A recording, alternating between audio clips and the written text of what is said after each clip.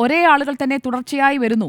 അതായിരുന്നല്ലോ എല്ലാ പാർട്ടികളും ഈ ഭാരവാഹി പട്ടികകൾ വരുമ്പോൾ ഇവർ മാത്രമേ ഉള്ളൂ ഈ പാർട്ടിയിൽ എന്ന ഒരു ചോദ്യം ഉയരാറുണ്ട്. അപ്പോൾ ദേശീയ തലത്തിൽ പ്രധാനമന്ത്രി പറഞ്ഞൊരു വാചകത്തിൽ നിന്ന് തുടങ്ങാമെന്നാണ് ഞാൻ വിചാരിക്കുന്നത്.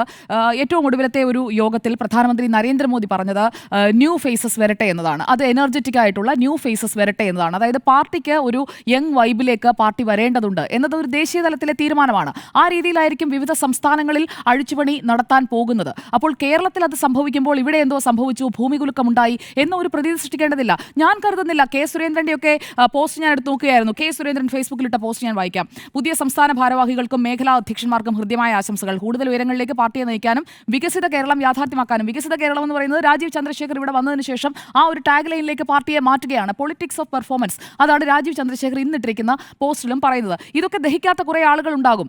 അതായത് മറ്റു പാർട്ടികളിൽ ഇരുന്നു കൊണ്ട് BJP ഒരു കാലത്തും രക്ഷപ്പെടരുത് എന്ന് ആഗ്രഹിച്ചുകൊണ്ട് ഈ വിമർശനങ്ങളൊക്കെ ഉന്നയിക്കുന്നവരുടെ ലക്ഷ്യം BJP അങ്ങ് ഉദ്ധരിച്ച് BJP അധികാരത്തിലേക്ക് എത്തുക എന്നതൊന്നുമല്ല. കൂടുതൽ കുത്തിത്തിരിപ്പുണ്ടാക്കി, കൂടുതൽ ബഹളമുണ്ടാക്കി, എങ്ങനെയെങ്കിലും 10 സീറ്റ് പിടിക്കാൻ നോക്കുമ്പോഴേക്കും ആ 10 സീറ്റ് ഇല്ലാതാക്കുന്നതിന് വേണ്ടി ആ പാർട്ടിക്കുള്ളിലെ നേതാക്കളെ വിളിച്ച് നിങ്ങൾ ഇങ്ങനെ നിൽക്കണം, നിങ്ങൾ രാജീവ് ചന്ദ്രശേഖരന്റെ നേതൃത്വത്തിൽ നിങ്ങൾ പോരാടണം, നിങ്ങൾക്ക് ഞങ്ങളുടെ എല്ലാ പിന്തുണയും ഉണ്ടാകും എന്നൊക്കെ പറഞ്ഞുകൊണ്ട് കുത്തിത്തിരിപ്പുണ്ടാക്കുന്ന ഒരുപാട് പേരുണ്ടാകും. അങ്ങനെയുള്ള കുത്തിത്തിരിപ്പുകൾ ആ പാർട്ടിയെ നശിപ്പിക്കാതിരിക്കണം എന്നതാണ് ഞാൻ ആത്മാർത്ഥമായി ആഗ്രഹിക്കുന്നത്.